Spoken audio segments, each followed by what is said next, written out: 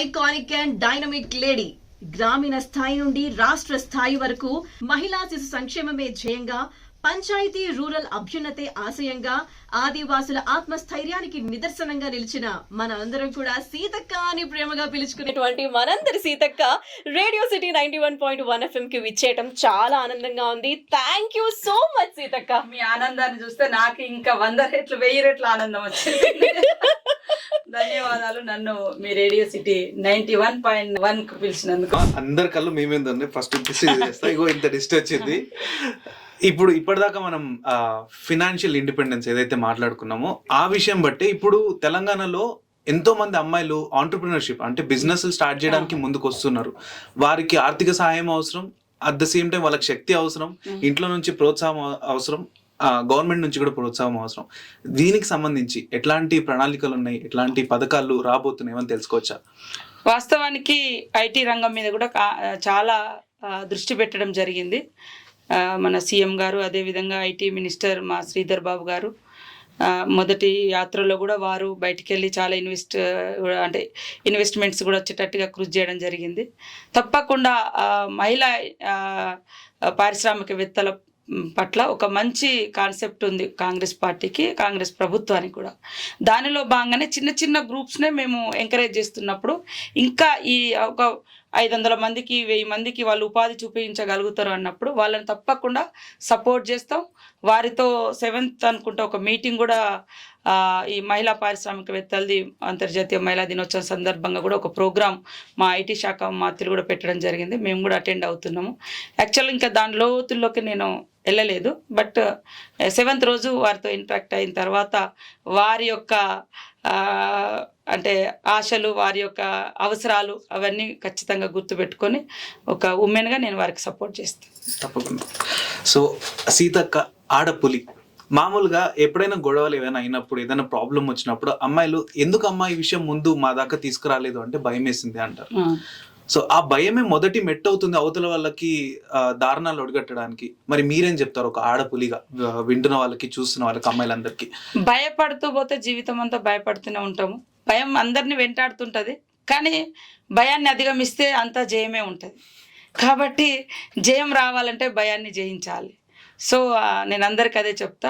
అందరము చిన్న చిన్న అంటే నేను ఎక్కడో ఒక మారుమూల అటవీ ప్రాంతంలో ఉండి పుట్టి పెరిగి మేము ఇక్కడ దాకా ఎప్పుడూ నేను ఊహించుకోలేదు.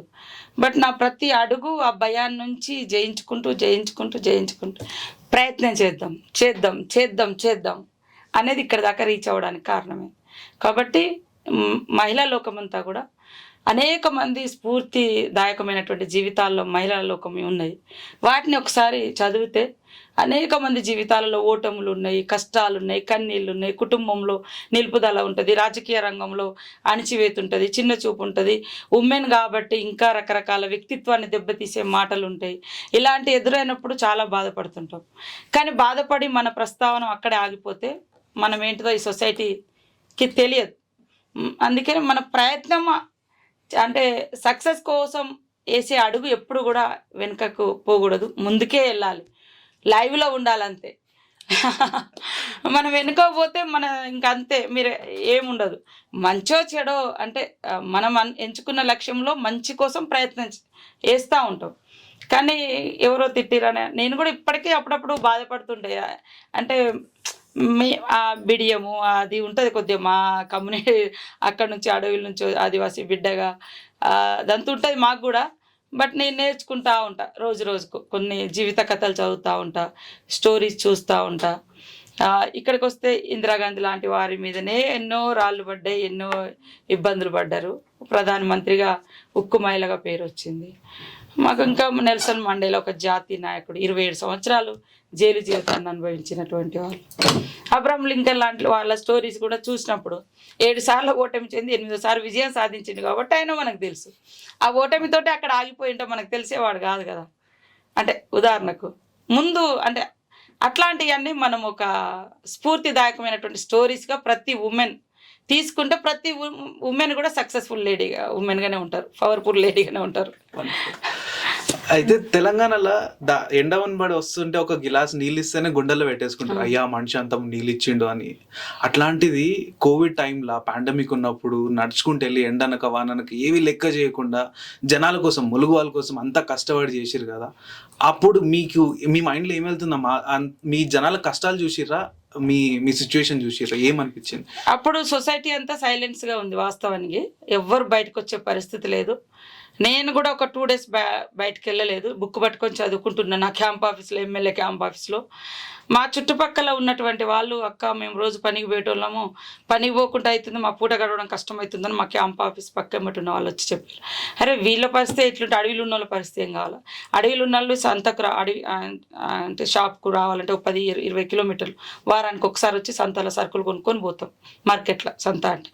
సో అట్లాంటి వాళ్ళ పరిస్థితి ఏం, కూలీ లేదు, మార్కెట్ లేదు, ఏముండదు. సో ఎట్లా అని అప్పుడు మేము బయలుదేరినాం. మా పక్కన ఉన్న వాళ్ళకు మేము సరుకులు ఇచ్చినాం. 23 మంది అనుకుంటే 60 మంది దాటిరు. అట్లా అట్లా అందరూ వాళ్ళు అడగడం మొదలుపెట్టారు. అట్లా మేమే స్టార్ట్ చేసినాం. ఇక ప్రతి ఊరు అంటే నా కాన్స్టిట్యున్సీ కాకుండా ఇటు నల్లమల్లలో ఉన్నటువంటి చెంచుల పరిస్థితి దారుణంగా ఉంటుంది, అక్కడికి వెళ్ళినాం. ఆదిలాబాదులో గోండుల పరిస్థితి, అక్కడ ఇంకా ఈస్ట్ వెస్ట్ ఉంటుంది మన తూర్పు పశ్చిమ గోదావరి, ఆంధ్ర అయినా కూడా కొండరేడ్లు గుట్టల మీద. నేను అడవిలో ఉన్నప్పుడు కూడా ఆ గుట్ట లెక్కలు, కానీ ఎమ్మెల్యేగా మొన్న కరోనా అప్పుడు మాత్రం ఆ గుట్ట లెక్కగా వెళ్ళాం. చాలా డేంజర్, ఒక 5-6 hours పట్టింది ఆ గుట్టలు ఎక్కిపోవడానికి. అక్కడ అంత దూరం పోతే ఒక గూడెం ఉంటుంది, ఒక 30 ఇండ్లు, ఏం లేదు పాపం వాళ్ళ దగ్గర.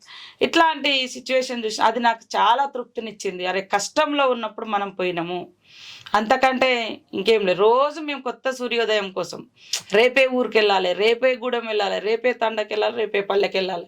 అట్లా నా కాన్స్టిట్యున్సీ ఓవరాల్గా మొత్తం చూసినాం. బట్ బయట కూడా రేర్గా అంటే వాళ్ళ పరిస్థితి ఎవరు గమనించరే, అంటే ఇబ్బందికి ఉంటుంది కాబట్టి అక్కడికి వెళ్దామని అట్లా పక్క జిల్లాలకు కూడా వెళ్ళి చేయడం జరిగింది. అది నా జీవితంలో మర్చిపోలేనటువంటి, ఎందుకంటే అనేక మంది కరోనాతో చనిపోయినరు. నేనైతే నాకు కరోనా ఎఫెక్ట్ కాలే, నేను ఇంజెక్షన్ కూడా వేసుకోలే. చనిపోయిన శవాల కాడికి కూడా వెళ్ళి తీసినాము. కానీ కొంతమంది తర్వాత రాజకీయ ప్రయోజనాల కోసం నా సేవను కూడా విమర్శించడం నాకు చాలా బాధ అనిపించింది. ప్రజలు గుర్తుపెట్టుకున్నారు, నేను గుర్తుపెట్టుకోవాలని కూడా అనుకోలేదు. నా బాధ్యత కరోనాలో ప్రజలు కష్టంలో ఉన్నప్పుడు వాళ్ళ ప్రతినిధిగా నేను వాళ్ళ కోసం ఏదో ఒకటి చేయాలి. నా ప్రయత్నం నేను చిన్నగా మొదలుపెట్టిన. మేము చేసిన పనిని జస్ట్ మా దగ్గరకు మీడియా రాదు, ఇంకోరు మా సెల్ ఫోన్లో ఆ అబ్బాయి తీస్తాడు, పెడతాడు, అంతే. పెట్టింది ఓ 10 మంది చూసి అరే ఇట్లాంటి సిచ్యువేషన్లో మనం కూడా హెల్ప్ చేద్దామని 1000 మంది స్ఫూర్తిగా తీసుకొని కదిలేరు. కానీ కొంతమంది దాన్ని రాజకీయం కోసం వాళ్ళు రాలేదు, నన్ను నా పనిని ఆపాలని చూసిరు. ఆ మధ్యలో కూడా నేను ఒక 30-40 రోజులు నా ప్రయాణం ఇట్లా సాగిన తర్వాత విమర్శలు కొంతమంది పెట్టారు, బాధ అనిపించింది. బట్ మనం ఆపినాం అనుకో, వాళ్ళు చేయలేదు, నా ప్రజలకు అన్యాయం జరుగుతుంది. సో మనం చేద్దామని దాతలు కూడా పాపం అక్కడ ఎవరు వస్తే వాళ్ళని తీసుకొని వెళ్ళినాం. మేము బయట నుంచి తీసుకోవడం, మీరు అక్క మీ ఏరియాకి వస్తాం, ఓకే రండి, నేను టైం ఇచ్చినా, నేను దగ్గర ఉన్నా, నేను వాళ్ళకు కూడా మా సిచ్యువేషన్ చూపించిన, ప్రజల యొక్క సిచ్యువేషన్ చూపించడం. తర్వాత ఫ్లడ్స్ వచ్చినా కూడా, ఎప్పుడు ఇల్లు కాలినా, ఫ్లడ్స్ వచ్చినా, కరోనా వచ్చినా, కష్టం వచ్చినా, అది మా లైఫ్లో భాగం. ఇబ్బంది ఉన్నప్పుడు మనం వాళ్ళకు తోడుగా ఉండడం. ఎందుకంటే మేము వచ్చిన లైఫే ఉద్యమాల నుంచి వచ్చినప్పుడు ప్రజల కోసం పోరాటం చేయాలనే లక్ష్యంతో వచ్చినాం. ఆ తర్వాత రాజకీయంలోకి వచ్చినాం. రాజకీయం ప్లాట్ఫామ్ ఏదైనా అంతిమంగా ప్రజలను కాపాడుకోవాలనే లక్ష్యంతో పనిచేస్తున్నాం. కాబట్టి కొంతమంది సహించలేక ఇష్టపడ్డారు. ఇప్పుడు మీరు ఇష్టపడుతున్నారు, ఎందుకు అంటే కరోనా టైం అంటారు, ఎందుకు అంటే వరదలు వచ్చినప్పుడు అంటారు. అంటే నేను చేసిన పనిని చాలామంది ఇష్టపడితే కొంతమందికి నచ్చలేదు. సో మీరు అన్నట్టుగానే నేను సాటి మహిళగా నాకు కూడా బ్యాక్ పోదామని అనిపించింది. కానీ ఎవరో ఒకరైతే ముందు అడిగేయాలి కదా. సో నా పని నేను చేసుకున్నా. చేసే పనిలో తప్పు లేనప్పుడు ముందుకెళ్ళడమే తప్ప ఇంకొకటి లేదు అనుకోని డిసైడ్ చేసి అది మా Seethakka.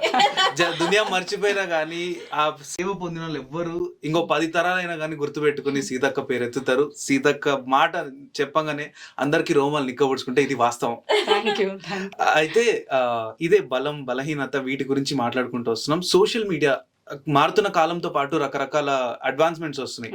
Deep fake AI technology అని కొత్త అడ్వాన్స్మెంట్ అయింది. ఎక్కడైతే అమ్మాయిల ఫోటోలు మార్చి దాంతో బ్లాక్ మెయిల్ చేస్తూ ఎన్నో ఆల్మోస్ట్ సూసైడ్ కేసుల దాకా వెళ్ళింది.